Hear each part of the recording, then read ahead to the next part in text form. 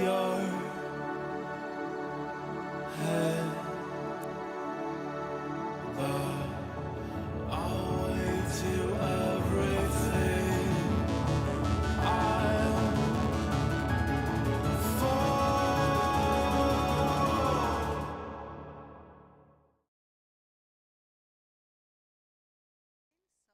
So this is the second day of the 8th edition of Animasyros Agora, 15 years of Animasyros Festival.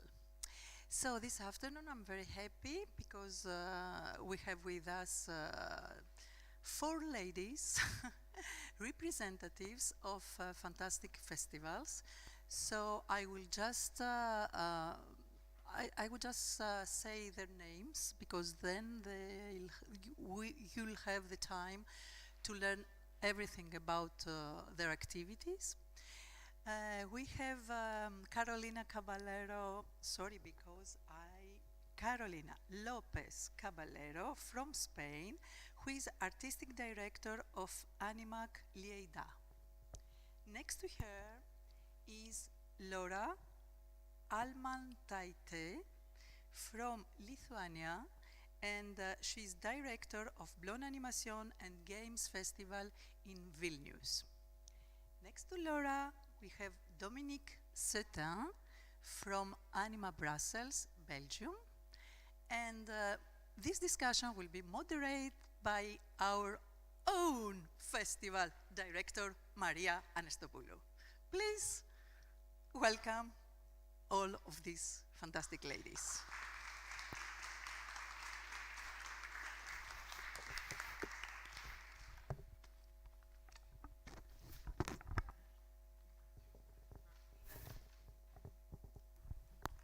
Hello, everyone.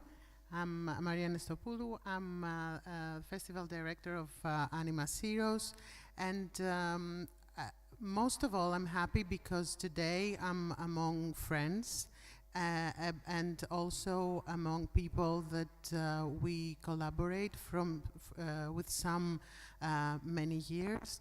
With other, we have new collaborations, and most importantly, the past 2 years, because of the pandemic, we came very close, and we realized that animation festivals all over Europe can be united and share the same ideas, difficulties, and challenges, and we start to discuss.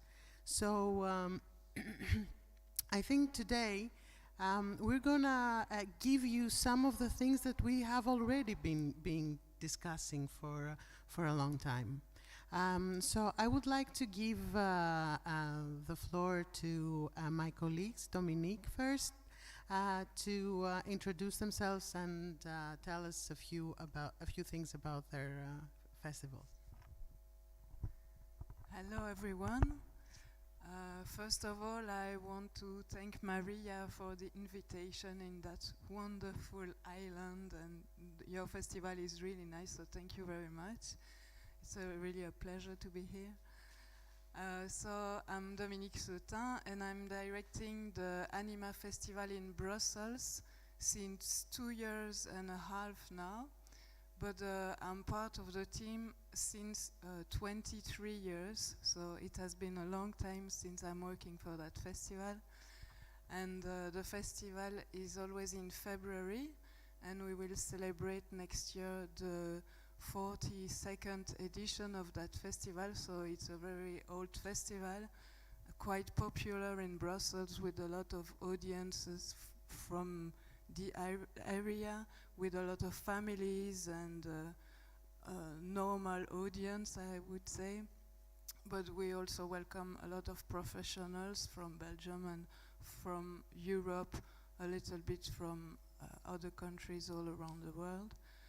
We have 10 days of festival. It will be in February next year, from the 16th till the 25th, I think. And we welcome about 40,000 people each year with 100 screenings, a complete week of professional meetings, exhibitions, VR, screenings, workshop for kids and master classes and a lot of stuff. So that's the big, the big screen of the festival. Laura? So hi everyone. I have a little trailer. It's the after movie of our previous edition. It's only 1 minute.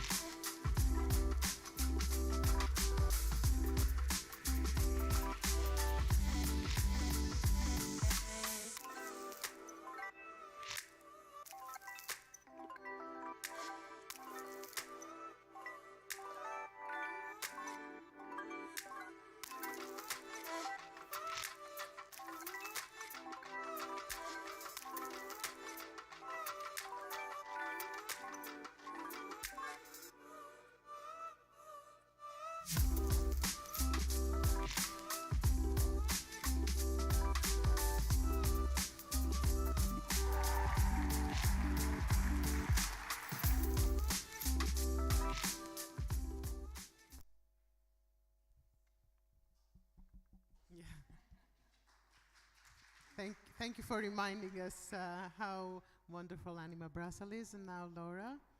Yeah, so hi everyone. It's really great to be here, and thank you, Maria, also for inviting us and for focusing on the Baltic countries this year. This is really a great honor. I'm running an animation and games festival called Blon. It's actually happening not in Vilnius but in Klaipėda. It's okay.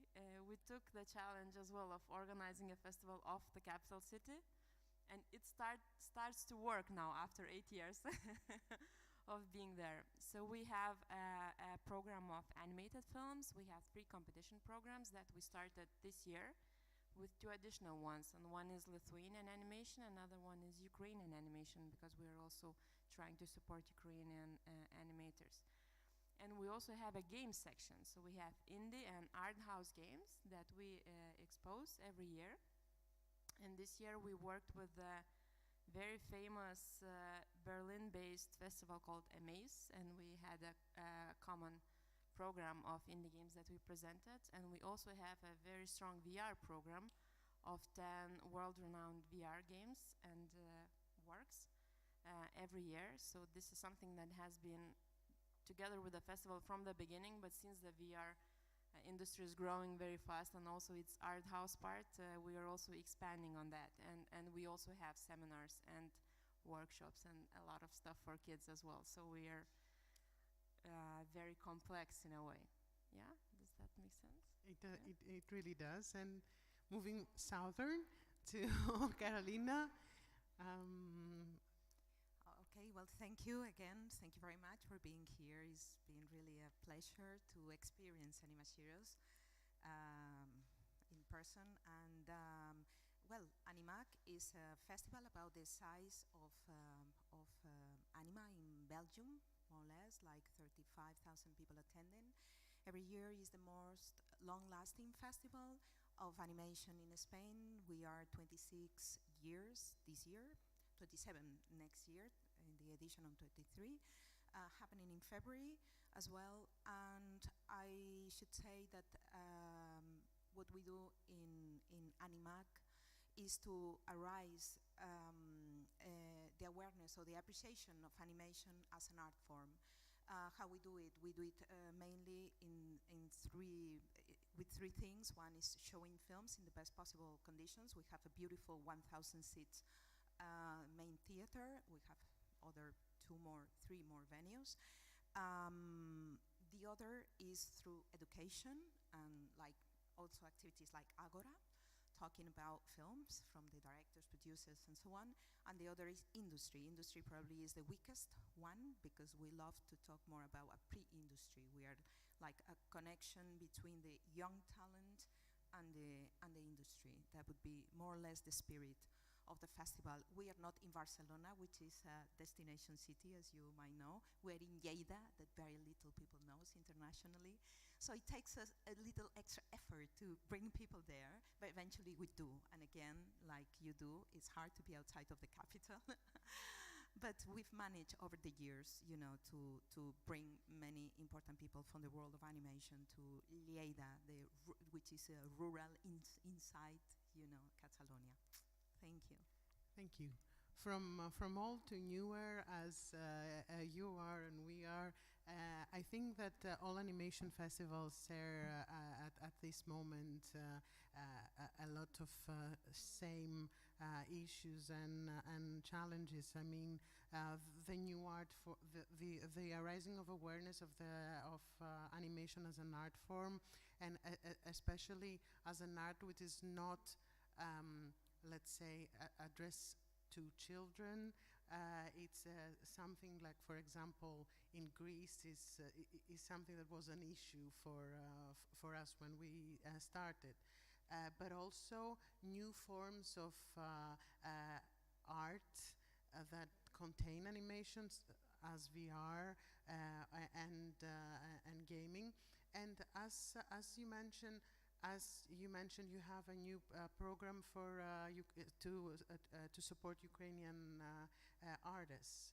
I mean, I could talk forever about what we have been discussing all these years that we known each other, and of course we have many European animation film festivals are participating in an informal network that we all gather in film festivals and discuss our issues. So I would like to discuss with you how do you think that I mean, how do you feel that a contemporary animation festival should voice what is happening to the world and in society, and how current affairs like the crisis or a war or new art forms actually intervene or formulate the way that you do the artistic program.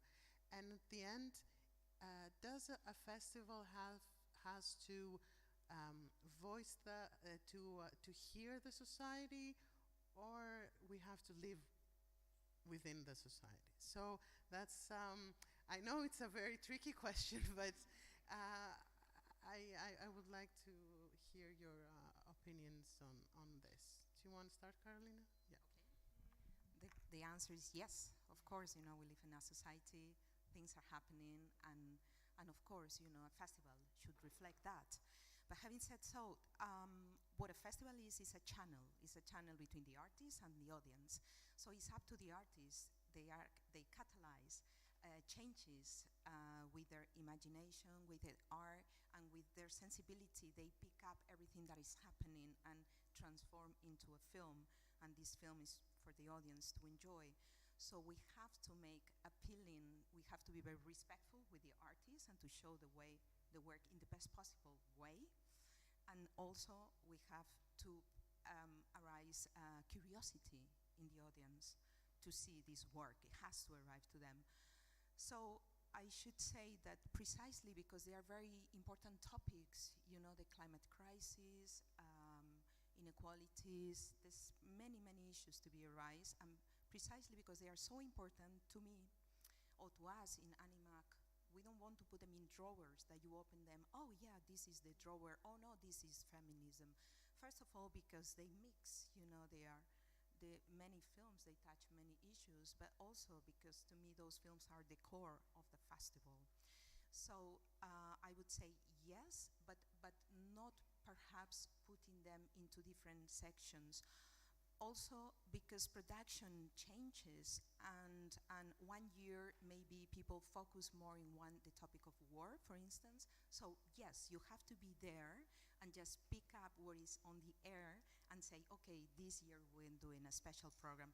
Like, I don't know, last year we did a program called Happy and Gay, because they were many films, for instance, about gay subjects and igualdad. I don't know the name in English. It's not equality. Yes, but anyway, another thing that I think it's perhaps interesting, when I arrived directing Animac. Well, I directed for 2 years when I was very small, and then I went out to do other things and came back. And for the last 12, 13 years, I've been there as a director. So I kind of took off the 1 year, one country, to me, it didn't make much sense in a global world, even though there's still some specificities about each country. So I changed it, and then I put a topic, a subject, which is a mix between something that intrigues me and interests me as an artistic director and what I gather from what I see that is in production, So for instance, I don't know, in the latest year there was Futurist Female, for instance. That doesn't mean that we don't play women's film. We play, of course, every year. 50% of the program is at least, Another year was Against the Wind, about how artists deal with difficulties through, but also and mixing a bit. I'm very interested in documentary animation, but also from the perspective of the imagination, and also animation is such a great medium to bring up important subjects and sometimes very difficult to tackle in live action, like this film Bestia, for instance, by Hugo Covarrubias from Chile. He talks about a very important issue, which is all the during the regime of Pinochet, how people that were tortured and even disappeared, and they were, of course, killed. So how animation, it comes very useful to that. So again, I don't want to get lost, but as Jans van Meyer says, there's only one poetry, So I think it's through inspiration and through sometimes imagination that animation is like, and can even propose topics and themes, So as an artistic director, I take a step forward, and the films talk to me, and the artists, and what they want to say, and it's a matter of trying to pick it up and make sense with a program, and also is the screenings, but also the AGORA part, or the discussions, and education, and more education, always, We have screenings attended by 10,000 children that people ask me, are there so many children in Lleida? Because it's such a small town. It's like, yes, most of them go. And it's not only showing, to me, I feel a responsibility 2 or 3 times more than when I am programming for adults, because they are like sensitive matter, yeah. So yeah, and it's not only showing them films, but also we create like, I don't know, like I'm sure other festivals, like a dossier that we give for free to teachers and everything, to talk not only about the art of animation, but also about values, I don't know. I'm sure we do similar things, but that's no, the but way it's we do very it. interesting what you said, because for us, and it really depends on the. I mean, we come from very different countries, not only population-wise, but also how animation-wise, I would say, because Spain is it's a high capacity, high audiovisual capacity country, whereas Greece is not. So for us, it is really important, for example, to have focus on countries, because animation of Baltic countries or even Spanish animation is rarely exposed in Greece. So, but also also what you said, picking up themes, is how, for me, is how you interact with society, and that's what's important, the interaction.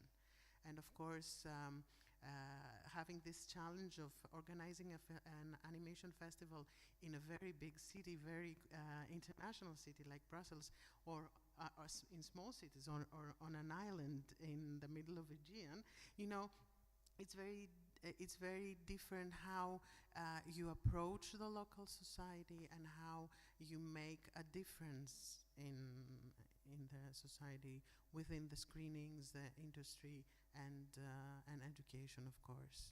So I would like to hear Dominique about. I completely agree with Carolina, but I think our role as a festival is particularly to bring people to enjoy animation. So for us, the main thing when we do the selection is to choose the best films you can see, the best image, the best editing, the best music, the best screenplay, and then the subject, the political message is also important, but the most important thing is to bring people to see wonderful films. And so when we do the selection, we are always thinking, those people will come, it will cost, it's quite expensive to come to the cinema, so you will have to show something that they will remember, and we take that opportunity to pass some messages, but it should have been in those wonderful films, and if it's not, it doesn't really matter, because the first goal is to bring people, the most diverse people, you know, people even they don't often come to cinema, to bring them to animation. And if it's LGBTQ content, or if it's about Ukraine or about women, it's a plus, but it's not a goal in itself. But you also have a fantastic sustainability branch. Maybe you want to tell about this? I think it's really wonderful what you're doing. Yeah. It's a bit personal, because 2 years ago I thought, I don't want to be festival director anymore, because the planet is in a so bad shape and everything is so wrong in that world. Why am I doing that job? It would be better if I take care of I don't know, the oceans, or you know, stuff like that. And then I realized that as a director I am able to change some little things, and so we are really involved in sustainability in the festival, and we made a lot of decisions to try to change things and to do things really more sustainable, be more sober, not invite too much people from very far away, having a vegetarian canteen catering, having no plastic anymore at all, recycled paper, changing our bank, because the bank is also very important, and a lot of stuff like that, and it gives me more, I have more, I'm more motivated to do my job now that I'm involved in that thing. It was really important for me. Yeah, it's really wonderful what you're doing, and I would like to say that, of course, we're looking for we're looking for the best films, because we have to bring people to see animation, because animation is cinema. I mean, look at Flea, 3 Oscar nominations, first film ever to do that. It was and it was an animation film, and how we approach the way that we organize. Also, it's really important. But I think I will also like to point out what Carolina said, that I mean, society changes, and we see that in the films. So it's the content of the films and the production changes. But how can how challenging is this for you, that you also have a section for gaming, and you have also focus on VR, which is something that, for example, us do not approach yet. We don't have a VR section yet. We don't do that, yeah. Okay, so yeah, I would like to share your. Yeah, well, it's, you know, more enriching and challenging at the same time, because you have more content and it's very immersive. So if you want to convey a message, whether it's political, you know, or social, or whatever, it's easier because you have attention of someone that is really there. You know, they can't check the phone when they're with the VR device, and so it's very powerful as a medium, both you know, the gaming part and VR. And when it comes to values and, you know, addressing certain political matters, for me it only comes natural. I think, as again, we are a female-driven management at Blonde, so, you know, of course we are balancing our juries and program. We do pay attention. It's important, you know, it's there.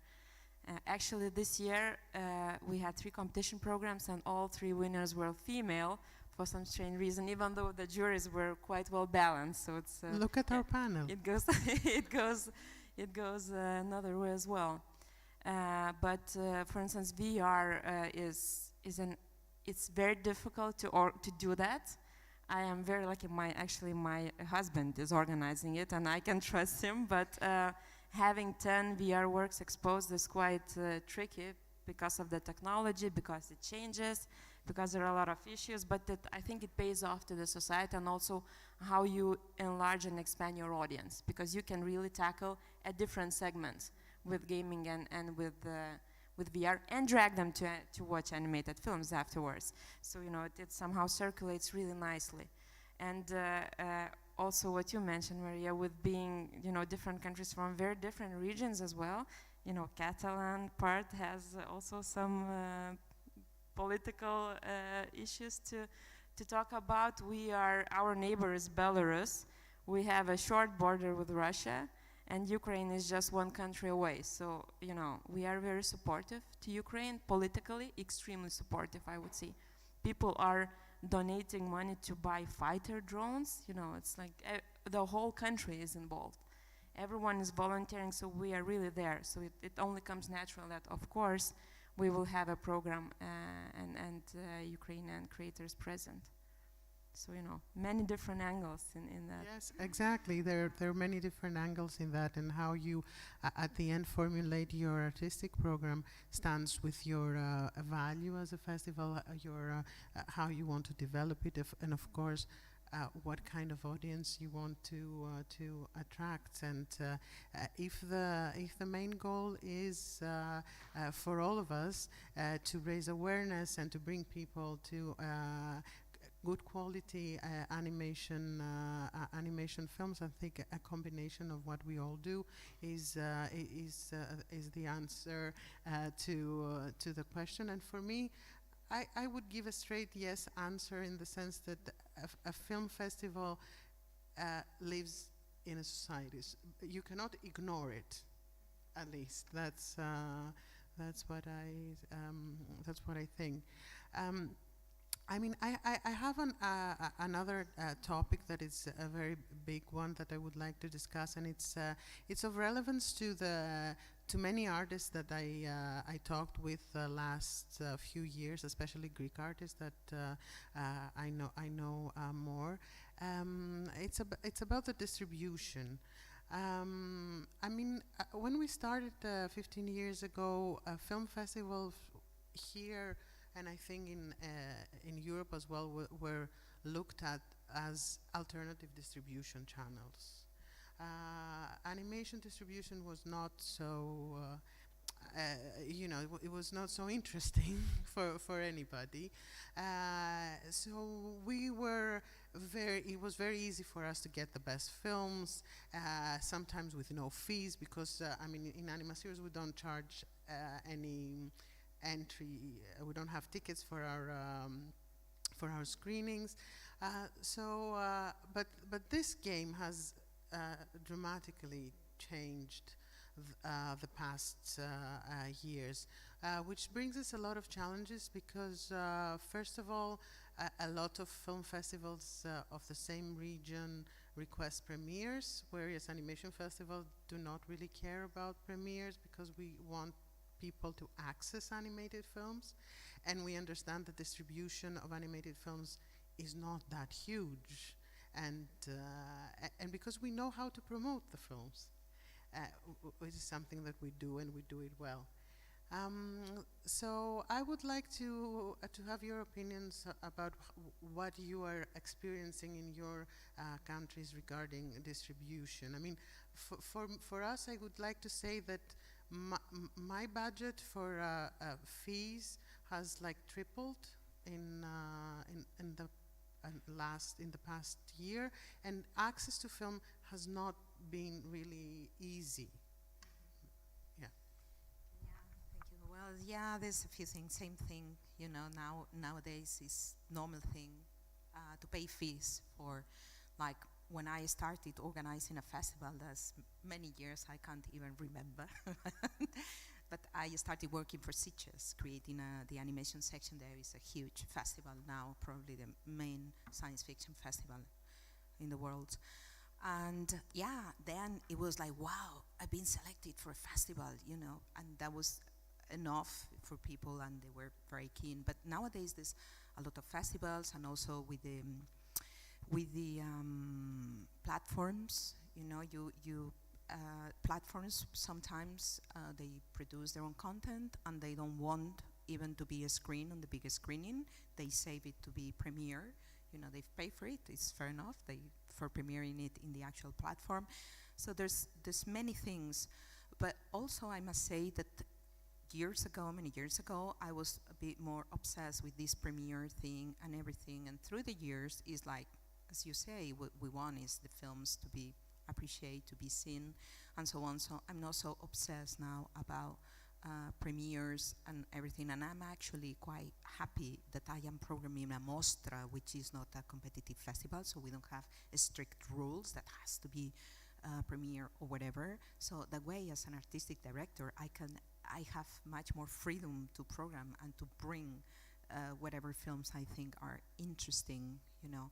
But definitely has changed a lot, and it's a real nightmare sometimes to program, as in comparison with years ago, that you just, you know, got most of the films you wanted.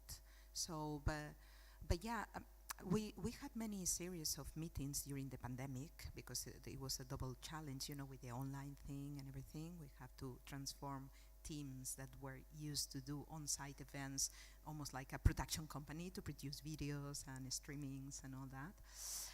And so we gathered together all the Catalonian film festivals in an association, which is working very well, very strong, and come out with some, after like 3 important meetings, we come out of some conclusions. One was that online is here to stay, you know, hello everyone that is following us on YouTube or whatever, and is here to stay, because all of a sudden we realized that we could have much more audience from very different places, you know. For rights reason, we only closed to Spain, because otherwise it was very complicated to screen films internationally, you know. The rights sometimes are impossible, and so we gather so many more audiences, different audience, and so on. And it was very interesting, the experience. So that's the main thing, that all the festivals says, okay, online is here to stay, to combine with your on-site event. And another thing is, now the power, festivals have no power. Even the big festivals, you know, have no power. It's just Netflix. They are all the the platforms, you know. They can pull out one film for one date, maybe not in Cannes, or maybe not in Berlin, or maybe not in Toronto, in the main festivals, but in other festivals they can pull out of the programming from one day to the next, and they don't say anything, you know. So use your imagination. Is like you have to be a good programmer, a good curator, to bring together films that are interesting to the audience, and not necessarily premieres or not necessarily those films, but you can do things around those. Like AGORA, you can bring the directors. Like now, I also curate another small festival in Madrid. So his Kohulsin is coming, but we cannot show because he has worked for Amazon Prime and for Netflix. He did the Sandman, the last thing, the cat, the chapter. And Netflix doesn't want it to be shown in the biggest screen, but he'll talk about how he made it, you know, and maybe show some excerpts. So you have to use your imagination as a programmer to bring the content that you like, but maybe you cannot have this film for whatever reason, because it's more and more complicated. Yes. I have to be fair. For us, it's in feature films that we have a more problem. Like because short films or series, we had a very easy time for some requests that we have from Netflix or Hulu or other platforms. But no. It's the politic in that moment, because one day, for instance, I also got Marcel the Shell, which is a film that I was it was impossible. And yes, you never know, and it was a big distribution company. It depends on. It's like the record industry. It depends in what point they are. Before the festivals were able to mark the calendar of premieres. I remember when I was working in Sitges, it's like, okay, we're thinking about premiering the film around the fall. Okay, let's do the premiere in Sitges, and then after that we'll do. Now, no, forget it. They have the dates, and if it goes more or less okay with your festival, you can have the premiere, but they're not going to change. Now business are much more strict, you know. So we're talking about feature mostly, because about short films is a different issue, you know. Only if you have an A category festival, at least in my experience, in our experience, if you have an A category festival that they want this short film in competition exclusivity in Spain, you have to wait until the next year, but it's okay. You wait 1 year. It's not a big drama. We don't mind, of course. Laura, how about?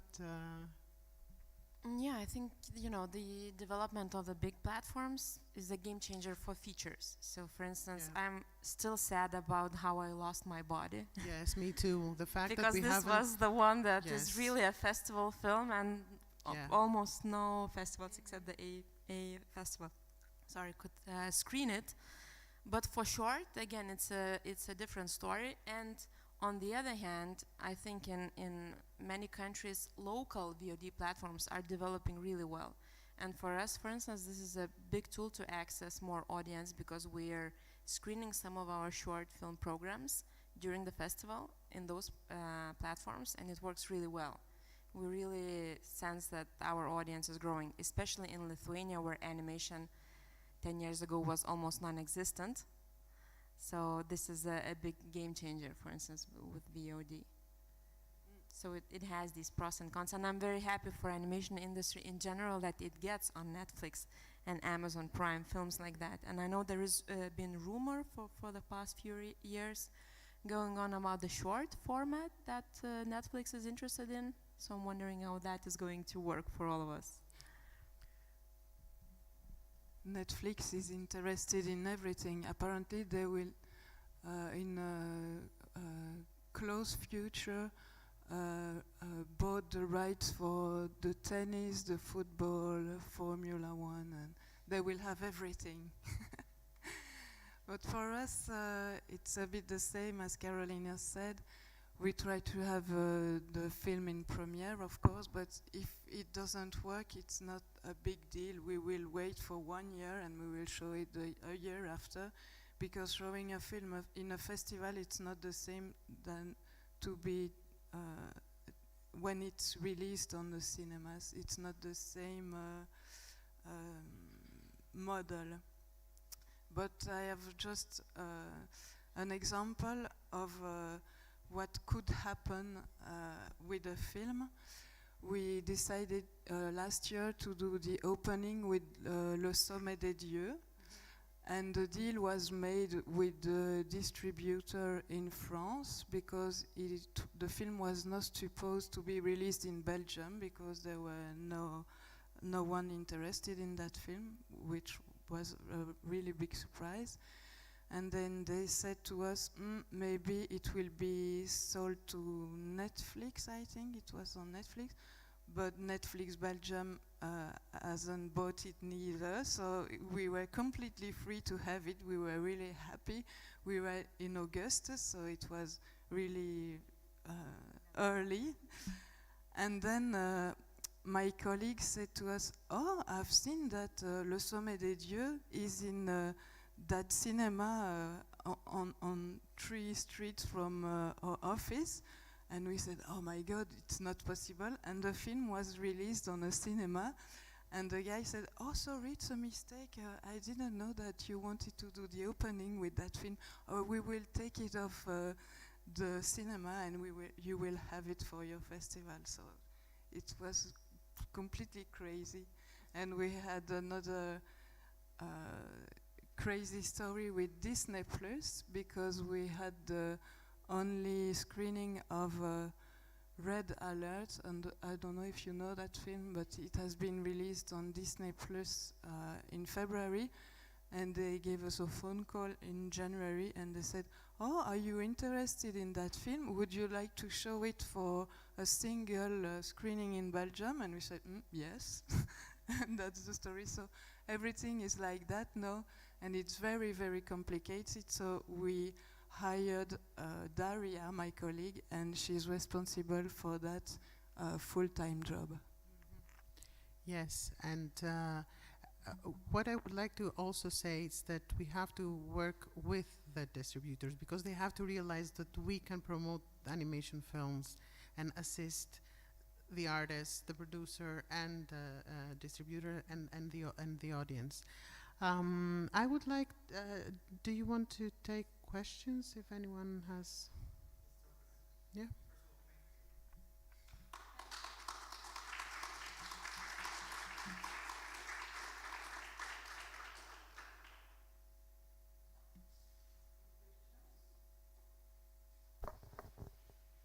Oh, you were so clear.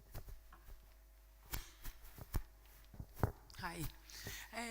I've seen lately the last years, and especially after COVID period, there's a lot of festivals that they share their content in online screenings at the same time as the festival.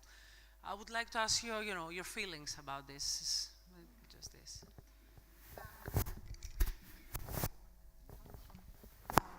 Out of the 2 festivals I ran as an artistic director, for the bigger one, which is Animac in Lleida, we'll keep going with the online, but if the festival, let's say, is from a Thursday to a Sunday, we'll start on a Saturday and have it 10 days because it's the perfect timing for online. And we partnership with a Spanish platform, which is great because it's a platform for cinephiles. So people that might think that animation was not their thing, they're watching animation now, thanks to that. And this is not stopping the audience to come. We started in the pandemic, that our on-site event was very little. Last year we got up to a 70% of the audience, which is what normal all the theaters and everyone was doing, more or less 70%. And this year we are hoping to go to 100% because I think it's different audience. People that want to come to the festival, they will come anyway. And you give exposure. But what we did is probably the year of the pandemic, we did a lot of, mostly all content was online. And this year is only maybe the official section for short films and couple of features, whereas in the festival you have much more than that, and you have all the discussions, conversations, and so on. And in the Madrid festival, we realized, because in Animac, all the discussions and everything are very, very much appreciated. But for instance, in Madrid, we realized that people is more of watching films. You organize discussions and conferences and so on, and are not as well attended as in other festivals. So we reduce that, and also we realize that if we put it online, we'll stop people from coming. So we killed the online thing in Madrid.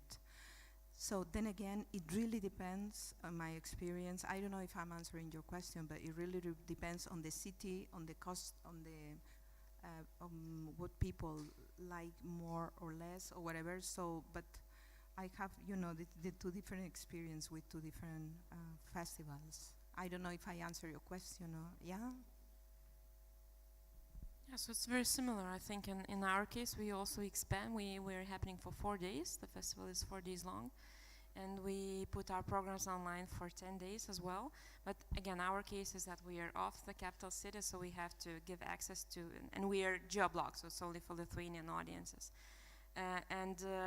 During the pandemic, we could also show features. Now, not anymore. Even though Flea, we could have Flea online. So this is fantastic. You know, you have one of the best films of the last year. So yeah, it's more of for a short format and competition programs. Yeah, I would like to add just that we were forced to go online because there were no other solutions. All the movie theaters were closed, and so we were forced to do that. But our job is to organize a festival, and now that the COVID seems to be over, we won't do it. We won't do an online content as huge as before, because it's not our purpose to put the films online. What we are interested in is to share with people in real life with real guests, and to enjoy a moment together, and not to be at home all alone with no discussions and stuff like that.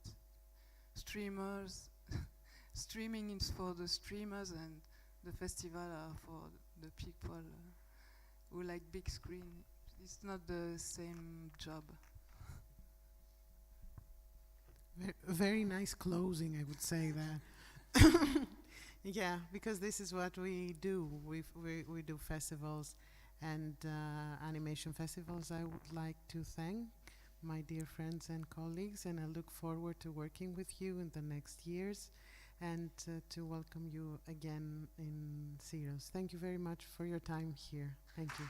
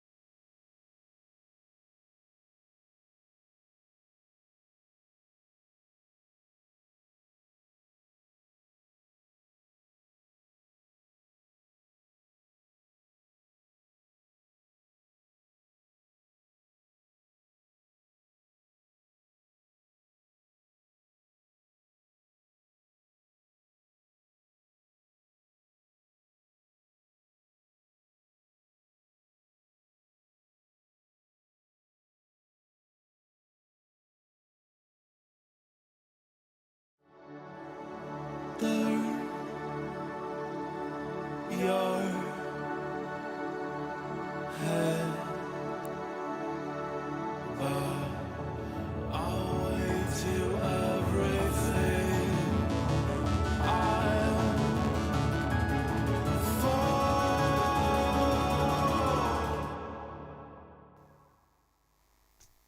Hi, hello everyone, welcome back. We're continuing today's session.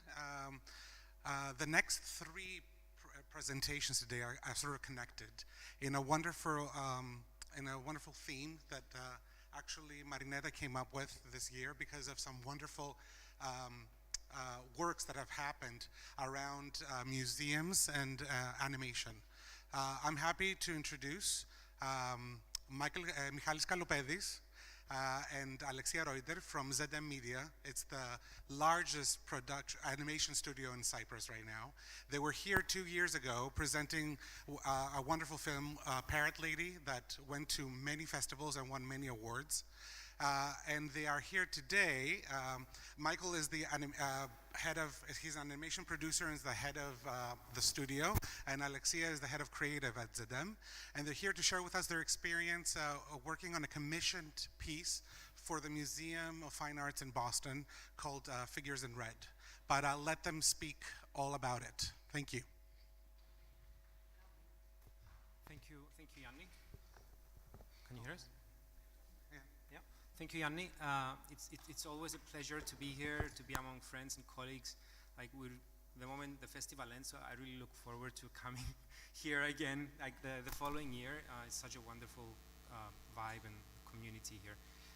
So yeah, we're from ZM Media. I'm the founder of the studio. Alexia, my colleague, is our head of creative at the studio, and she also directed the project that we're gonna talk about today. Our studio was founded in 2008. As Yannis said, it's the largest studio and longest running studio in Cyprus, but it's big for Cyprus standards. We're only 10 people. So for international standards, it's quite big. However, it's quite small. However, the good thing is that most of our work is for clients outside Cyprus, in Europe and the US, so it's a bit of the best of both worlds, let's say, to live in an island and do work for clients like the Museum of Fine Arts in Boston. When the museum contacted us, they asked was to create a film that provides a glimpse into the world of ancient Athenian vase making. This was in September 2020, and the ask was to do a film that would showcase the technique behind the creation of these vases. And the reason that they came in, they contacted us was because they've seen our work on, because it's a common question, so I feel the need to mention this. It's because they saw the work that we do for TED in the US. We've been working with TED for the last 8 years. We've done 32 projects for TED education, and as you can see here, some of these projects are relevant, let's say, to the Greek heritage, history, as well as museums and art in general. And originally, they wanted us to do a video which is similar to the TED videos, meaning quite a quite educational approach, very information, let's say, heavy. And the specific video that they wanted us to create was to be showcased as part of the permanent exhibition at the museum, and it would accompany a very rare vase from about 500 BC, depicting Heracles driving a bull to sacrifice in both the red and black figure drawing technique. The black figure drawing was the standard technique used originally in ancient Greece, but at some point in history this suddenly changed and potters shifted to red figure painting. So what started off as a purely educational film ended up being something much more creative and challenging, and what we like to call at the studio a passion project. which often means making a conscious decision to go beyond budget. But we see this as an investment to go further, both creatively and as the founder of the studio, I see this also as an investment for the learning and development of the team at the studio. So I will now hand it over to Alexia, who directed the film, to talk to you about the creative approach that we decided to follow. Hello, everybody, and welcome from me as well. So when the team of experts at the MFA explained all the details to us so that we have a thorough understanding of the subject and the importance of these vases, we realized that this switch from black figure to red figure painting was actually as important as the switch from black and white to color photography. So we decided to pursue a different approach and treat the project like a short narrative film and not just like an educational film. We agreed that a character-driven narrative would be far more engaging, transport audiences to ancient Athens, and immerse them into the world of an Athenian master potter.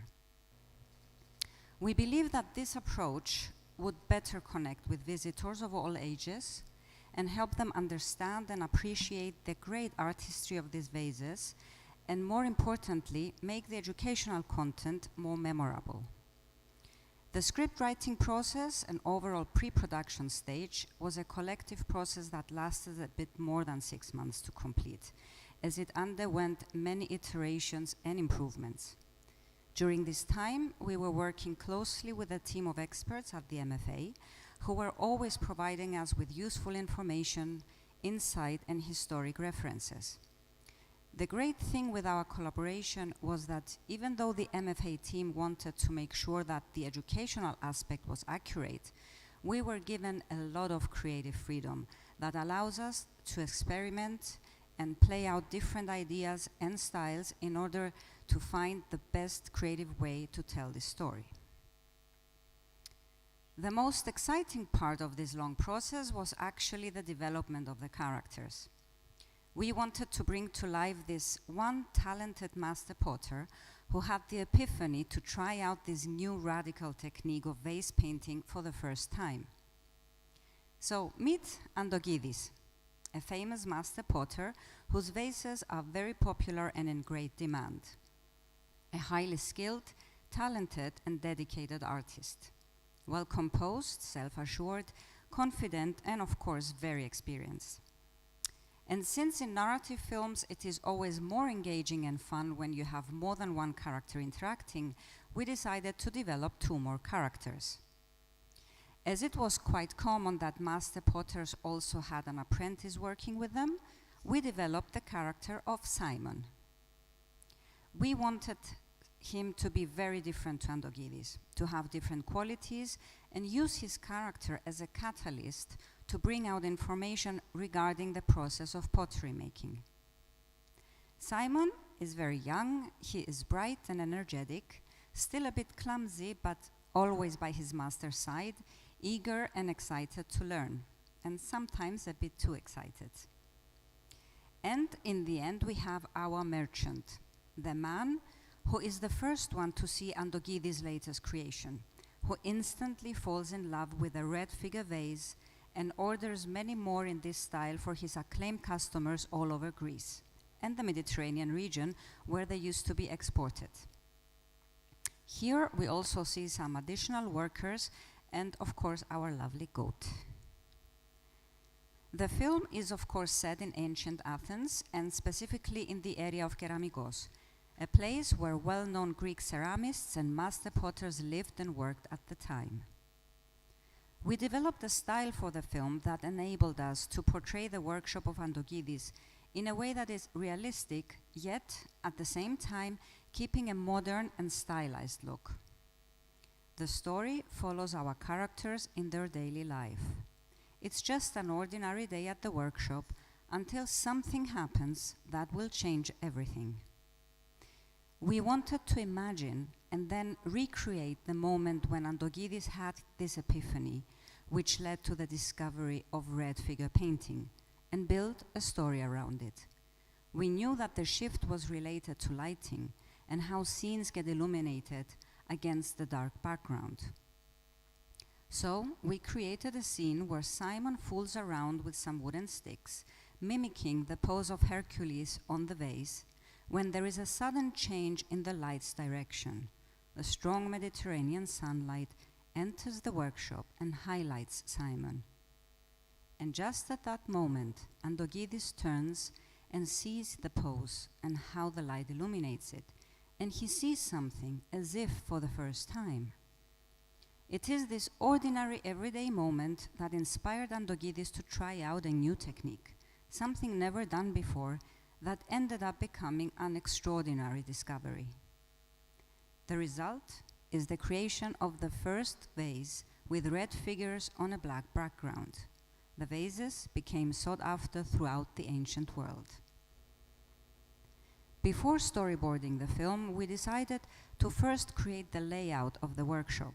We decided where to place windows and doors, as these are key in how the light would affect the ambience in the room and how the characters were going to be lit. We placed the furniture and positioned the characters in the space, and then we decided on the different camera positions, just like when you're shooting a movie. The firing process of the vases was by far the most challenging part to get right, as there were huge debates on how it would be accurately depicted. As we discovered, there is yet to be a definite scientific conclusion as to how ancient Athenian potters fired up the ovens and what exactly is the chemical compounds used in the painting and firing process. To us, it seemed like a magical process. It was amazing how they achieved different colors on the vases purely by controlling the temperature and smoke inside the kiln. Another wonderful moment for us was when, after casting the actors that would voice the characters, we were about to do a live session to record the voice of Andogidis. The artist we chose turned on the camera, and to our amazement, he looked almost exactly like the man himself. So the film was animated with a traditional frame-by-frame technique, and the process, of course, lasted more than 6 months. Since no film is complete without music and sound design, we would like to say a few words on that as well. The sound design and Foley really helped bring the film to life. However, we still felt that it needed some kind of music, but it was impossible to find a suitable track from a music library. Everything felt really out of place and, of course, out of time. So we ended up searching for music tracks recorded with ancient instruments, which led us to a musician in the UK who specializes in ancient Greek lyra, Michael Levy, who was very keen to collaborate with us. The music featured in the film is called Epitaph of Sigilos, a song written in the ancient Greek Hypophrygian mode, and is also so far the oldest complete music track ever found. We believe that this enchanting music is what completes the animation, bringing together all the elements of the film and giving it a truly authentic atmosphere. Figures in Red has been a long but a very exciting journey for everyone involved. And the truth is that we have learned so much from the process of making this film. Overall, it has been an eye-opening experience for us. We believe that visitors of the museum will have a similar experience. We believe that this video creates a bridge between the past and the present, ancient history and today, making an impression on all, children, youth, and adults alike. We hope that after watching the film, people will appreciate and admire the great craftsmanship behind the making of these vases. I've talked in the beginning a little bit about our collaboration with TED, and how we decided to do this, turn this project into a passion project, and really invest, be invested in this as well. So don't just see it as a client project. I think that's very important. And at the studio, one of the things that I always say to the people in my team is that our mission should be, above all, to try and create a positive social change through the art of animation. How do we do that?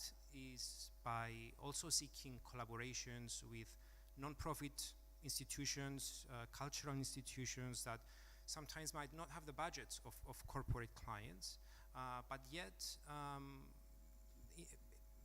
go the extra mile and not just not have profit as the biggest priority, let's say, when we're working for such organizations. I think this has led a lot to, this has contributed a lot to the progress of the studio. And I'm happy to say that after finishing this film, we're now we started a collaboration with 2 museums in Cyprus. One is the Cyprus Food Museum, yep, and the other is the Athena Museum.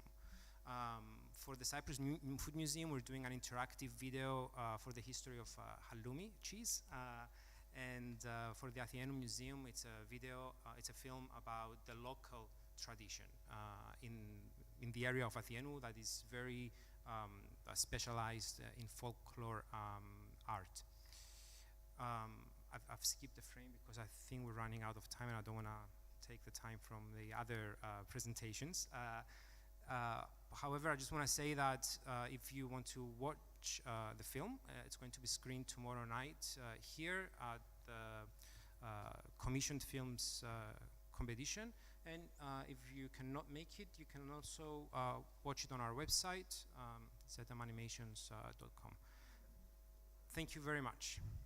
Thank you.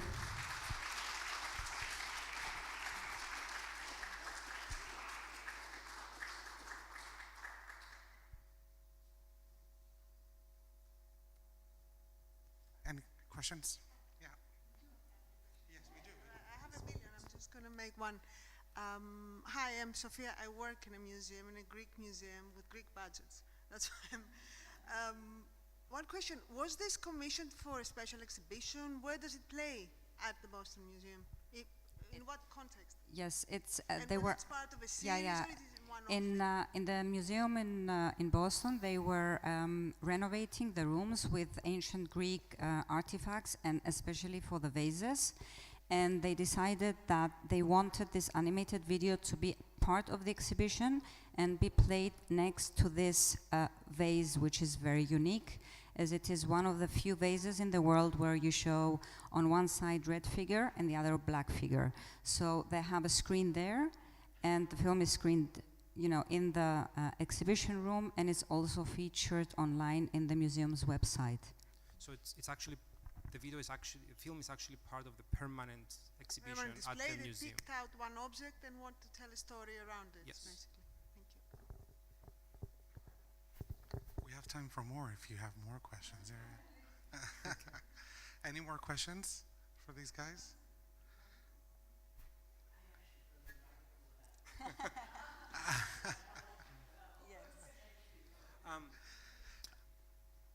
If I may, if we have just 1 minute, I just want to say that it was a great experience working with this museum, with the team at the museum.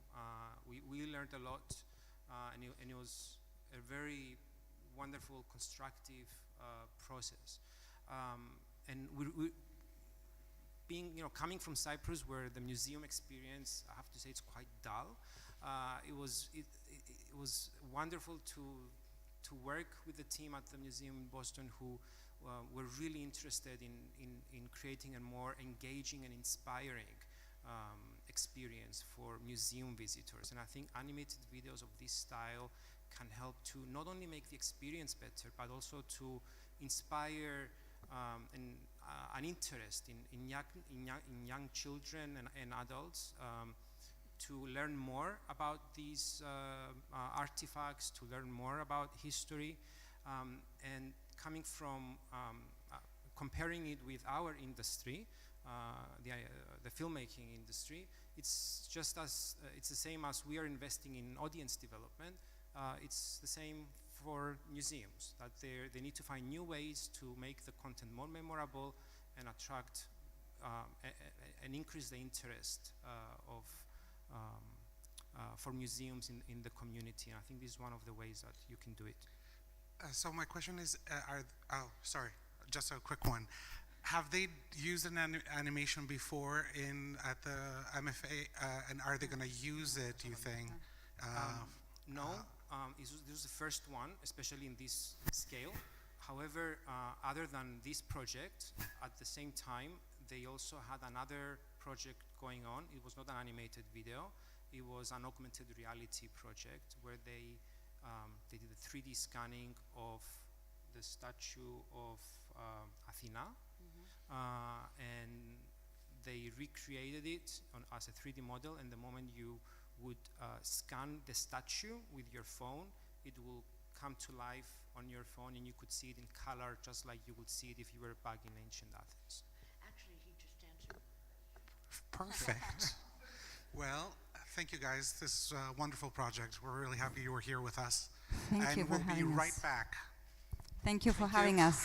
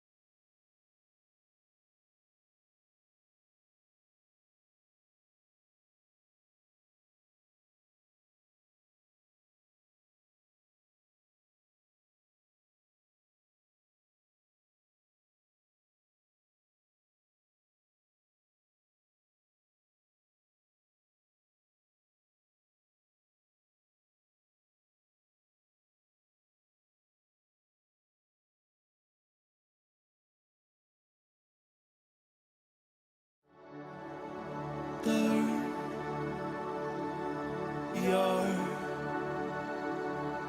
head, but I'll wait to everything. I'll fall.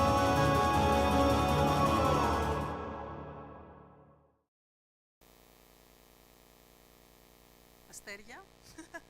So we continue with this session about museums, and I'm really happy to introduce my friends, Vasia Hadjigiannaki and Yannis Yogas, who are directors in the Greek ERT television, and they are working on a fantastic project for kids, and it is an animated series called Yegone inside the museum. So it is great that 15 years after the first animation production, ERT gives again the opportunity to create animation series for kids, which is completely connected to the museums. So welcome, and let us know everything about your project.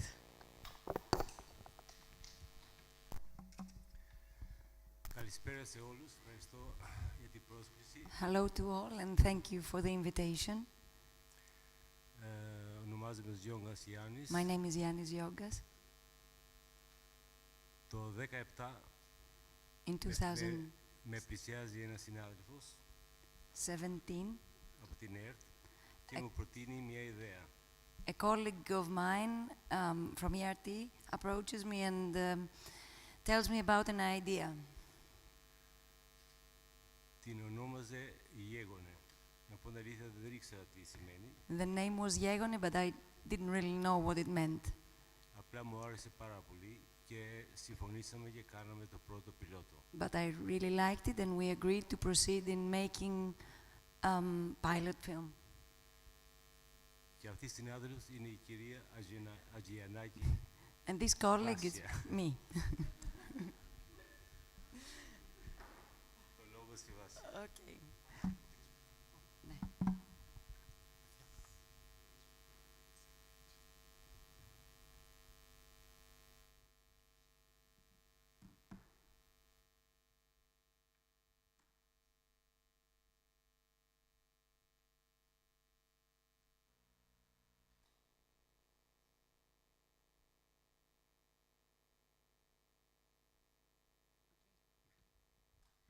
Okay, well, thank you for being here. Animasyros, thank you so much. Marinetta, thank you so much for giving us this opportunity. It's a TV series for kids, stop motion animation, 10 episodes, 5 minutes each. I need to stress, before I start the presentation, Yanis asked me, that we only had 3 months for 2 episodes, for each 2 episodes. So this is something that we all need to take into account because we did our best to do the best. So the idea for this series came to my mind almost 10 years ago. I was strolling around the museums of Attica with my children, and I was surprised to see how interested they were in the stories of the exhibits. At that moment, Yegone was conceived, and I say conceived because I consider it my 3rd child. The concept that the exhibits come to life and tell their own stories, a narrative that is direct and therefore full of emotion, alongside with the actual facts. What a thought. And what better way to realize it than by using stop-motion animation. So, let's proceed.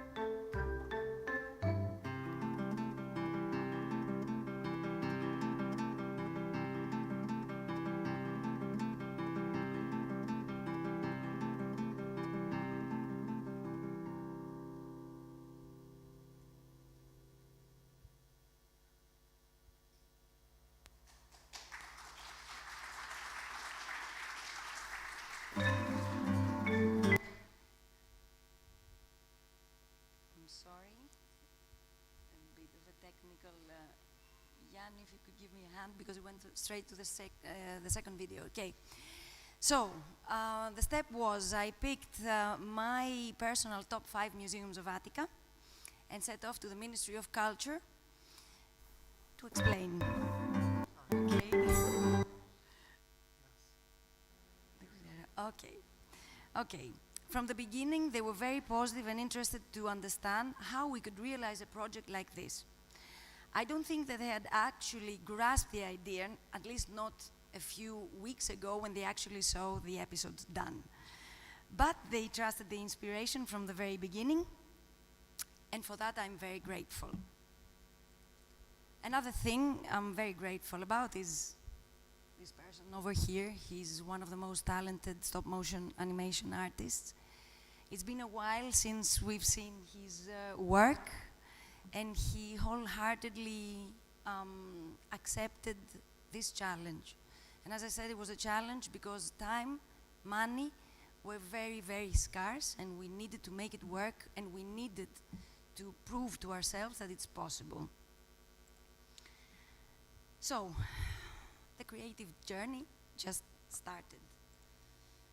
The first stop was always at the museum, to pick the exhibits, to talk to the people who were responsible, to understand which would be the 2 exhibits that could represent part of the museum and create a bridge with the kids, to invite them over.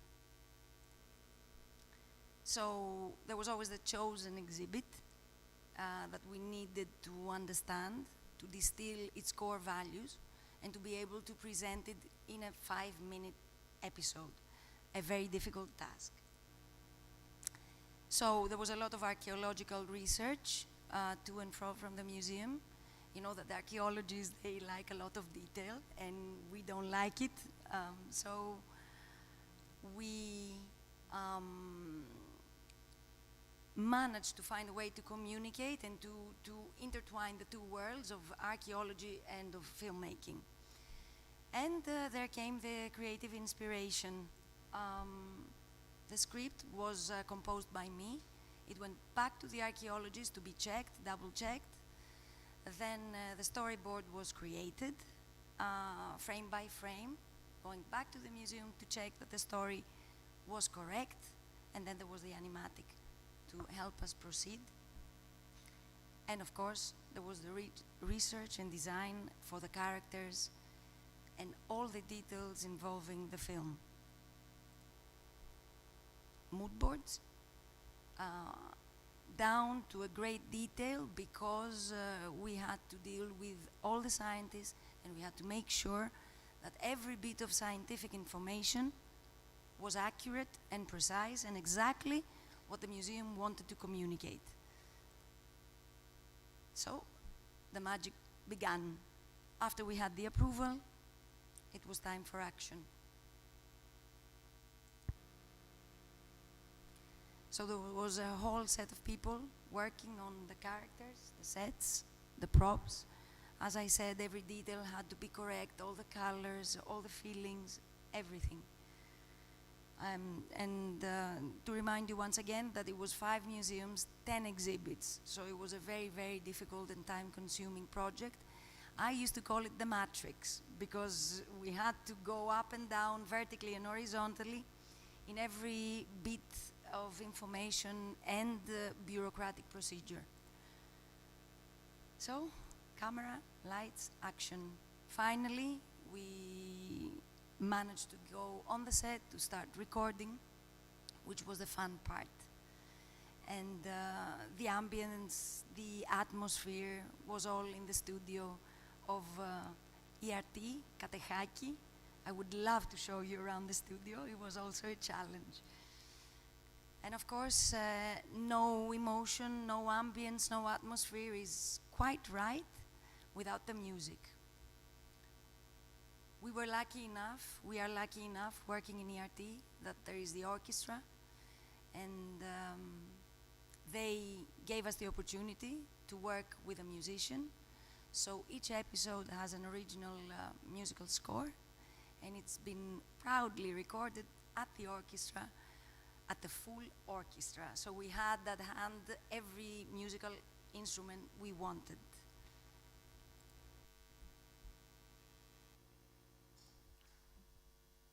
A glimpse. Hijos? Okay, sorry.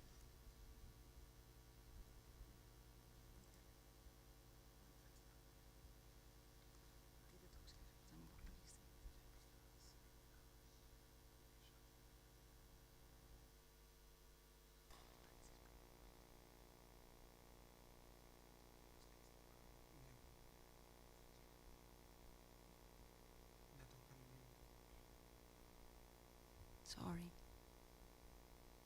Many obstacles, just like the production.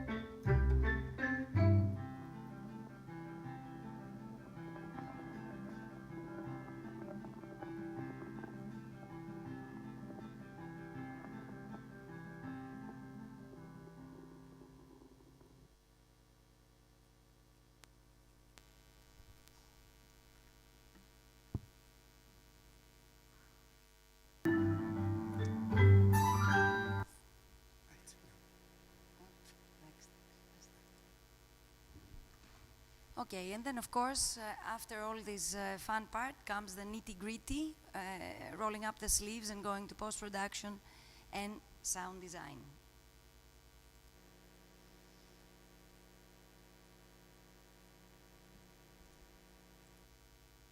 And to explain, Yegone in ancient Greek means done. And so it was. And so we're here, so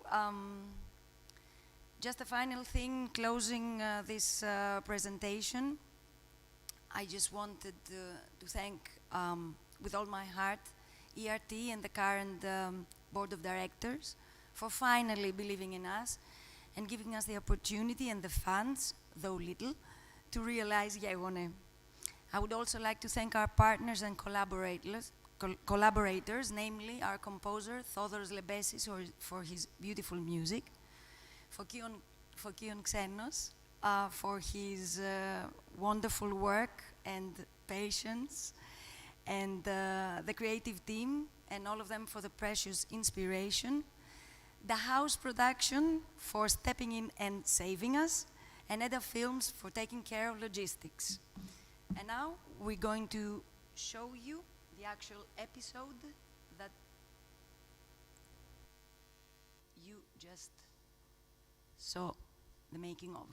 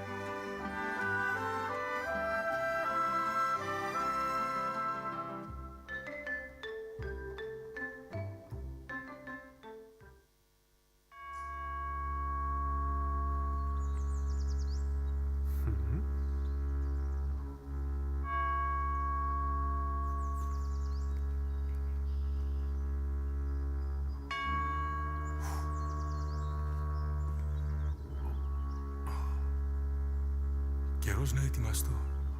Ο αυτοκράτορας θα είναι εδώ από στιγμή σε στιγμή. Έτοιμα τα σύνεργά μου. Η περγαμηνή, ο κάλαμος και τα μελάνια.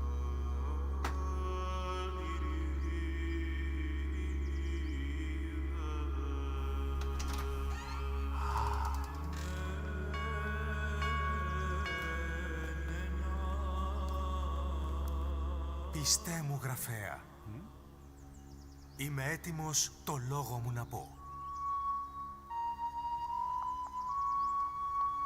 Είμαι ο Ανδρώνικος Β' ο Παλαιολόγος. Και κυβερνώ τη Βυζαντινή Αυτοκρατορία ως εκλεκτός απεσταλμένος του Θεού στη γη. Όπως ακριβώς εκείνος κυβερνάει από τον ουρανό.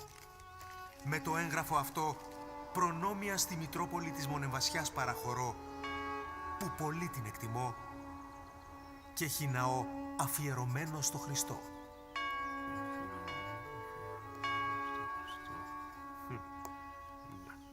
Η πιο σημαντική στιγμή είναι αυτή. Τώρα που βάζω τη δική μου αυτοκρατορική υπογραφή. Ανδρώνικος, εν Χριστώ το Θεό, πιστός βασιλεύς και αυτοκράτορ Ρωμαίων, Δούκας, Άγγελος Κομνηνός, ο Παλαιολόγος.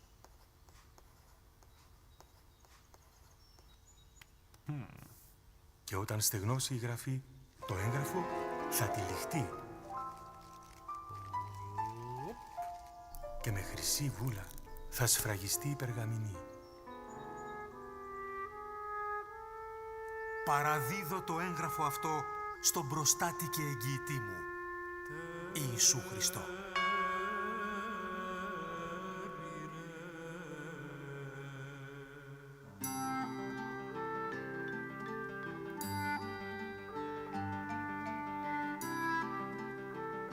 Το έγγραφο αυτό το λένε Χρυσόβουλο και βρίσκεται εδώ, στο Μουσείο το Βυζαντινό. Είναι ένα έγγραφο πολύ σημαντικό, που σώθηκε από τον χρόνο και από τον κάθε εχθρό.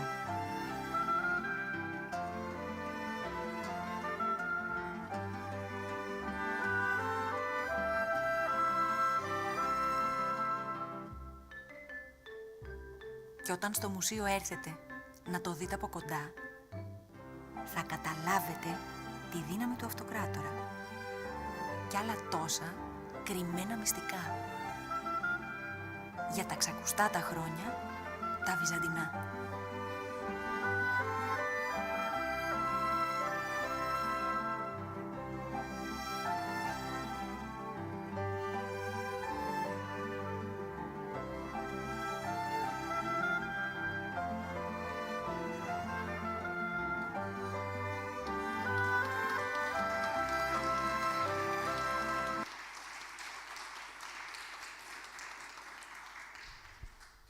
One final thing, as there are many young people here, and the art of animation is a beautiful art, but it's very, very difficult to find the funds, to find people, to convince them to believe in you. One more thing to say is never stop believing in your dreams. Every tear, every laughter, every doubt, every obstacle creates the path and an armor to make your creative dreams come true. Never, ever give up. And we're going to give you another episode because it's, I think we have time now. Sorry, this I will never learn how to work this. Okay. So, importance of heritage, building bridges through art. Let's see the last episode.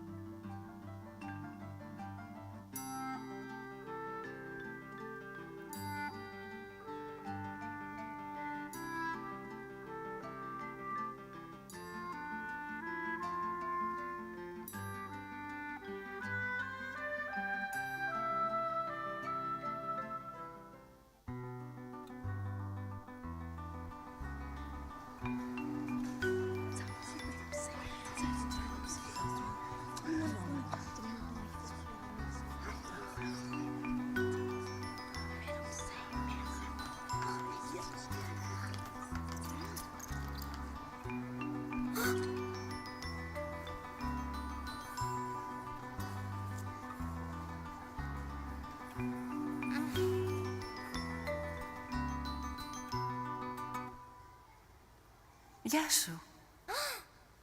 Πώς σε λένε? Ελπίδα. Εσένα? Κανείς δεν θυμάται. Σήμερα με αποκαλούν απλά κόρη. Δηλαδή κορίτσι. Εσύ όμως, γιατί δεν είσαι με τα άλλα παιδιά? Νομίζεις ότι κάτι σου λείπει, Και βρίσκεις ότι μοιάζουμε εμείς οι δυο. Διαβάζει τη σκέψη μου. Όμως εγώ χαμογελώ παρά τα όσα έχω τραβήξει. Δηλαδή? Θέλεις να ακούσεις την ιστορία μου? Ναι, πολύ.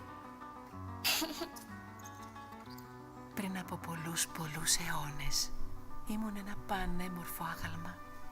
Έστεκα πάνω στο βράχο της Ακρόπολης παρέα με τις φίλες μου.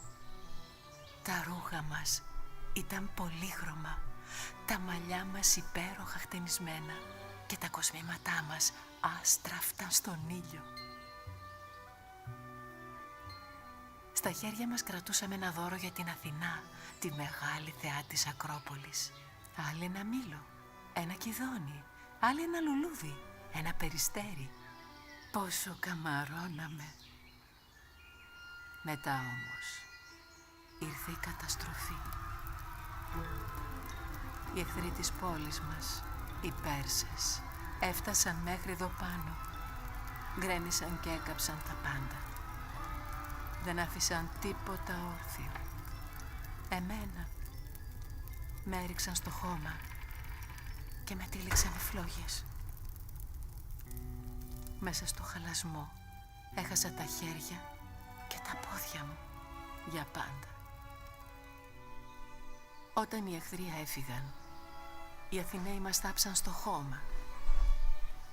Ό,τι απόμεινε από μας. 2.500 χρόνια πέρασα στο σκοτάδι, μέχρι να με βρουν οι αρχαιολόγοι. Και να είμαι στο μουσείο, παρέα με τους παλιούς μου φίλους, αλλά και με νέους, όπως εσύ. Και δες, κανείς δεν προσέχει την αναπηρία μου. Όλοι με αγαπούν όπως είμαι τώρα. Όπως αγαπάνε και σένα, γιατί είσαι έξυπνη και ξεχωριστή. Έχεις δίκιο. Πόσο πολύ σε ευχαριστώ. Ελπίδα, έλα. Εδώ είμαστε.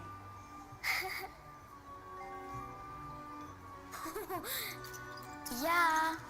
Γεια σου. Θα τα ξαναπούμε.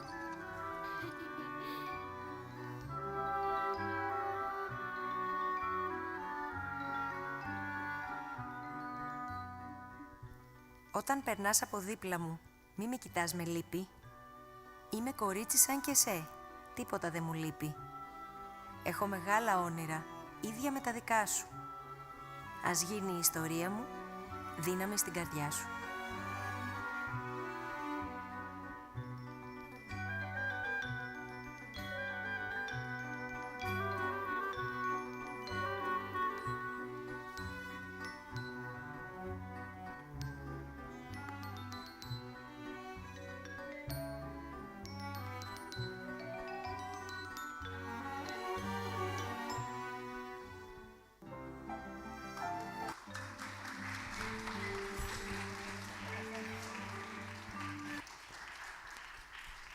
Thank you very much.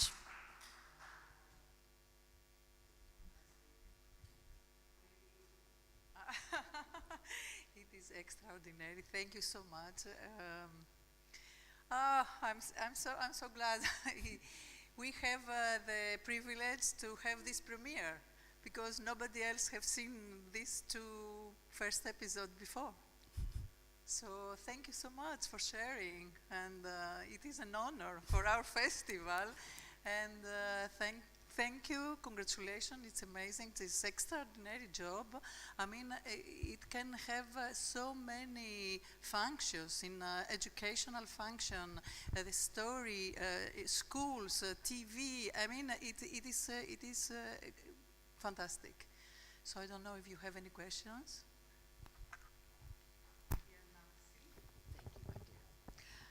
It's a really beautiful series. How many episodes are there in the series? 10. 2 episodes from each museum. 5 museums, 10 episodes.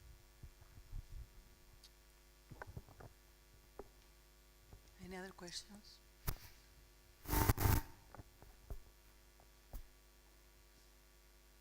Yes. Takis. Thank you very much for sharing with us. Do you have the opportunity now to continue on to next series, and if you have already built stop motion lab that you could use for the next series? We are discussing. The second series has been presented to the board of directors. They're very, very positive. I think and hope that we are going to proceed. Of course, it needs to be aired. So I think that come 2023, we will have a response, and I'm hoping that it's going to be positive. The lab is there. We call it a little hub because it's been working like a little steam machine for the last 2 years. It was a very difficult project. Although it's very the duration is small.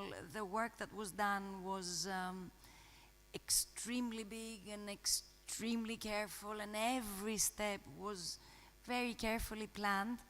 I don't know how we made it. How did we make it for Kion? Huh? We almost killed ourselves, we loved ourselves, hated ourselves. It was worth it. And yes, there is a hub. I'm only hoping that the ERT will take advantage of it. Yeah, hopefully, hopefully. Any other questions? 15th of October, ERT 2, and then it's going to be on Netflix. Yes, And Netflix hopefully, is the Greek platform. Yeah, it's the Greek platform, but it's for free. It's called Earthflix, and hopefully some of the museums are going to incorporate it in the educational programs, and the Acropolis Museum is going to be playing it on a screen inside next to the actual exhibit, which is quite amazing for all of us. Fantastic. Thank you again. Thank you. Congratulations.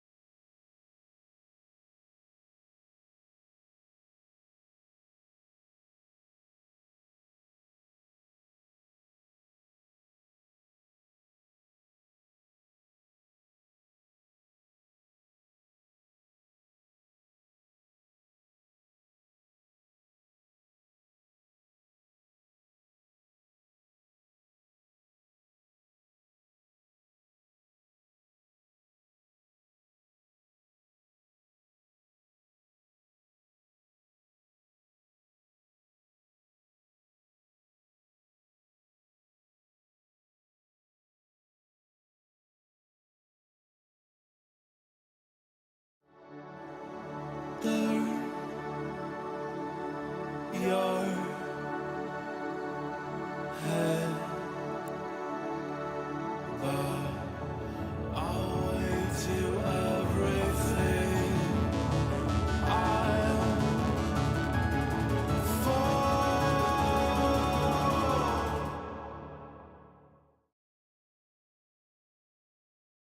Again, connected with the museums, of course, and we have the pleasure to welcome Sofia Handaka. Sofia directs the Co-Museum International Conference organized by the Benaki Museum, the US Embassy, and the British Council. Sofia is curator of world cultures at the Benaki Museum, co-founder of the non-profit Collectiva for Social Innovation and Culture, and a consultant in cultural prosperity. So I think Sofia is the appropriate person to talk about innovative ways in museums, like the ones we have just watched. Welcome, Sofia. Thank you very much. Thank you. Innovation is a difficult word. Normally you don't innovate until you have innovated, so we cannot know anything about that. So here I am, a museum person in an amazing animation festival, and I'm going to talk, well, I'm not going to talk about what you expect me to talk. I'm not going to talk about what's inside the museum and the content of the museum, but rather I would like to talk about the museum experience with a twist. And if it's something that we can be innovating on, is on the very character of the museum experience itself. I come here under different hats, so I'm going to talk to you about the Co-Museum as well and what we do, because it relates to what I want to argue with you. So thank you very much for the hospitality and the invitation. Thank you for being here. You heard who I am. I'm curator of world cultures at the Benaki Museum, and I'm also co-founder of the Co-Museum International Conference. Now, the Co-Museum was established in 2011 as a joint initiative of the Benaki Museum and the US Embassy and the British Council. We like to call it more than a conference and aim through this channel to unlock the collaborative spirit and to boost the human capital of museums, cultural organizations, and non-profits, as well as independent initiatives in the field. We do that by bringing together professionals from the US, the UK, Greece, of course, and other European countries, sharing projects and state-of-the-art practices, revealing trends, and discussing strategies. Through this, we hope to empower the culture and creative sector nationally and internationally, with a focus on Southern Europe and the Mediterranean area. Equally, we wish to highlight to the wider public the role that the CCIs, the culture and creative industries, can play as drivers of change, development, and well-being, and to mainstream culture and museums in particular as key agents of change. So I'm showing you the big picture. We live in a complex world where we experience more distractions than attractions. News spread at a very fast pace, opinions and information is freely accessible regardless of the validity, the stimuli for entertainment are endless, and our free time is minimal. How do museums as attractions deal with these distractions? What do museums do as trustworthy institutions to keep in touch with the society they're part of and serve? And more importantly, how do they respond to the intense and rapid changes happening out there? And what should they ultimately do as social actors to improve people's lives? At the end of the day, what is the value of museums? What is their role and what is their asset? Only a few weeks ago, this existential search came to an end with a new ICOM definition of museums, as you may see on the left, that replaced the latest one that you see on the right. Words like participation, inclusivity, accessibility, knowledge sharing, reflection have come to enrich the expected for education, study, and enjoyment role of museums, as well as more heavy duties like fostering diversity and sustainability. This was a difficult task if you consider that the definition should cover any of the circa 95,000 museums around the world, including museums like this one, which is a Museum of the Future in Qatar, this one, which is the Victoria and Albert Museum, or this one, which is the Pitt Rivers Museum in Oxford. Still, the potential of making a difference is fulfilling. And as museums' role is changing from traditional custodians of human creativity to agents of sustainable development, this inevitably affects also our understanding of their content, in the sense of what they have to offer, what we expect to be the museum experience, and this is what I will briefly discuss today. But again, let me reveal a bit more about my mindset.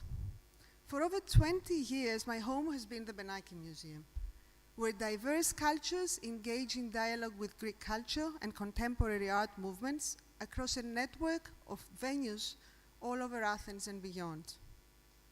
Arranged across a satellite network of 7 museum buildings, the museum also features 4 archival departments, the Lifermo House offering residencies to scholars in Mani, a passementerie industry, the Mentis industry, an extensive library, and a collection currently holding a 500,000 strong inventory covering all periods of Greek culture, from prehistory to the present, as well as European, Islamic, pre-Columbian, African, and Chinese art. I'm a trained anthropologist specialized in museums and material culture, which means that exactly in the same spirit that with the animation we saw before, I see objects, same for museums, as part of a social whole, as things living amongst people, and some of them surviving through time. They have their own biographies, and as palimpsests, they keep their stories on them until somebody reveals yet another layer. Some of them end up in museums where they start a new life cycle. Interpretations are many, as are the interaction that they have with humans, whether we have a rare painting from El Greco or a magnificent Greek costume. Stories derived from their very existence, their making, their use, their function, or their impact, past, present, and future, or even can inspire post-interpretations as starting points for new discussions, new meanings yet to be revealed, created, and shared. At the Benaki Museum, too, we tell many stories. Narratives, interpretations, representations, and you can imagine from the content the richness and amount of these stories. We use different media to do so, including animation. Mainly employed as a tool, giving life to historical objects, archives, photographs, or other cultural assets, animation in museums tell stories in remarkable ways, dealing nicely with the object's mutedness and timelessness. Yet, in my opinion, our use of animation in museums is quite limited still, and often restricted to children's programs. And this is a question I had for our animation specialists as well. I will not go more into that. You've seen already examples of what I'm saying, but what I would love to discuss with you later, there are great opportunities to explore synergies. Instead, I wish to explore the stories that museums tell about people rather than about objects, and elaborate on the experiences they offer beyond the historicity of their collections, and maybe trigger your imagination and attract your expertise towards this direction, namely as to how your art could contribute to creating impactful storytelling, knowledge sharing, and experience making about today through museums. In the past decades, museums have transformed from being about something to be it for someone, as Stephen Weil puts it. While traditionally expected to discuss the past, to put it bluntly, museums have started telling stories about the present and the future in an attempt to be relevant and useful to the societies they exist in. Stories that are fresh, relatable, and human-centered, touching upon lived or living experiences. Let me give you some quick examples. Viruses connect our world is stated in the exhibition Outbreak, Epidemics in a Connected World at the Smithsonian's National Museum of Natural History, which fights misinformation about these emerging infectious diseases. Never Going Underground, the fight for LGBT+ rights, showcased at the People's History Museum in Manchester and was co-curated with people from the local communities to celebrate 50 years of decriminalization of homosexuality in Great Britain. As well as providing accessibility, inclusion, and entertainment for people living with dementia, their families and carers, National Museums Liverpool's award-winning House of Memories campaign is raising awareness among the public and educating more people in order to cope with the disease. Another story. In 2018, the Louvre's visitation increased by 25%, attributed to the popularity of the single Ape Shit by Beyoncé and Jay-Z, which was filmed inside the museum, with over 200 million views.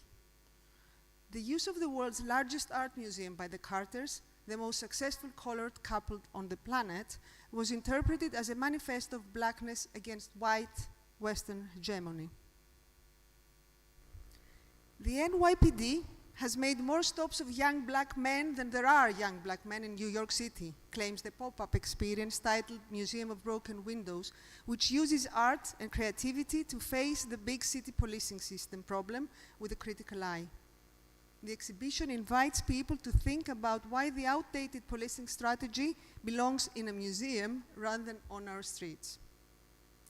So here are very few of the hundreds of versatile human-centered stories told in or through museums about what is happening out there. Stories that deal with people and major issues that affect our lives and the survival of our planet. Museums, more and more, focus on building strong bonds with their communities. Further to offering experiences, they reach out to co-create museum experiences of, by, and for all. In fact, they are expected to support their communities, as we saw in a recent definition, albeit moderately stated. Another example comes from the Van Gogh Museum in Amsterdam. While art for therapy is an established method of dealing with health issues, and I quote, "Until 2016, the mental health of Vincent van Gogh was presented factually as part of a small display. The museum realized it was becoming a broader social issue, and to frame a program, they reached out to a community of young people experiencing mental vulnerability to ask how the museum could be of service to them. At the time, 25% of youngsters in the Netherlands suffered from stress, anxiety, and depression. What they said that they needed was to find ways to normalize the experience." We are now counting over 2 years of major disruptions that have caused also great economic losses and losses of audience in museums. Combined with crucial socio-political changes, including a war next door, the environmental crisis, long confinement, its effect, and the need to restart, the current reality has led many museums to reassess their place in the world and create the circumstances not only to discuss challenges, but also to find solutions and lead in implementing them. As third spaces, places of encounter, museums are expected to offer narratives and experiences that are participatory, dynamic, relatable, and inspiring, but to be agile and flexible, to look after their people and respond fast to their needs. Despite the difficulties, we see such efforts already around the world, like the recent offer of UK museums to citizens to spend more time in the museum as warm paradises in order to save on their electricity in view of the upcoming energy crisis. It is on these new attributes, the extended roles of museums, that we focus on during the co-museum sessions, exploring the role of museums as forces of good, to use the words of Richard Sandel, and their ability to act, not just react, upon major issues like the climate emergency, health and well-being, social justice, accessibility, and sustainability. This new reality, volatile, uncertain, complex, and ambiguous, as they call it, VUCA, is probably here to stay. How can museums act upon it is the theme of the 2020 Co-Museum Conference, focusing on healing through cultural and creative outlets. We will explore how the cultural and creative sector, museums and cultural organizations, may contribute to the recovery and development of our societies, institutions, and relationships. From the 7th to the 9th of December, we're live and streaming from the Bernanke Museum for the plenary. And you can also check on our program, our master classes, workshops, and speakers lineup. We hope this to be another opportunity, also to meet to begin with, because we've been streaming for 2 years, for exchange, capacity building, and networking, opportunity to come together and envision the futures of museums and the role of culture in the futures of the planet. That being said, I wish to share a thought about time, which I think would make a great story. And I quote moral philosopher William McCaskill. Although most cultures, particularly in the West, provide a great many commemorations of distant ancestors, statues, portraits, buildings, we're much less willing to consider our far-off descendants. We might invoke grandchildren, at a push great-grandchildren, but after that it all becomes a bit vague and, well, unimaginable. And while we look with awe and fascination at the Egyptian pyramids, built 5,000 years ago, we seem incapable of thinking or even contemplating 5,000 years in the future. That lies in the realm of science fiction, which is tantamount to fantasy. But the chances are, bearing a global catastrophe, humanity will still be very much around in 5,000 years, and going by the average existence of mammal species, should still be thriving in 500,000 years. If we play our cards right, we could even be here in 5 million or 500 million years, which means that there may be thousands or even millions times more human beings to come than have already existed. Thank you very much.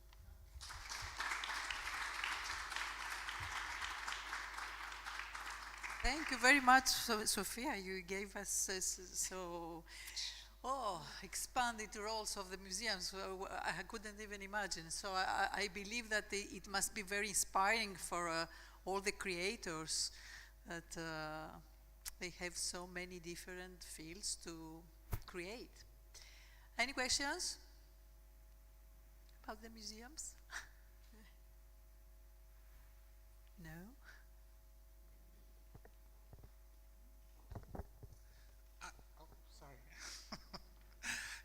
Obviously, you gave us a huge picture into what to expect moving forward and what has been and what is to be. And I feel like animation couldn't be more appropriate of a tool for the kind of challenges that you outlined for us. Do you feel that, of course, animation hasn't just started being part of this experience, but do you feel that there's opportunity, there's funding, there's interest from museums to use these kinds of tools more and more moving forward? Do you see it as a director of a museum? There is, opportunity and willingness, yes.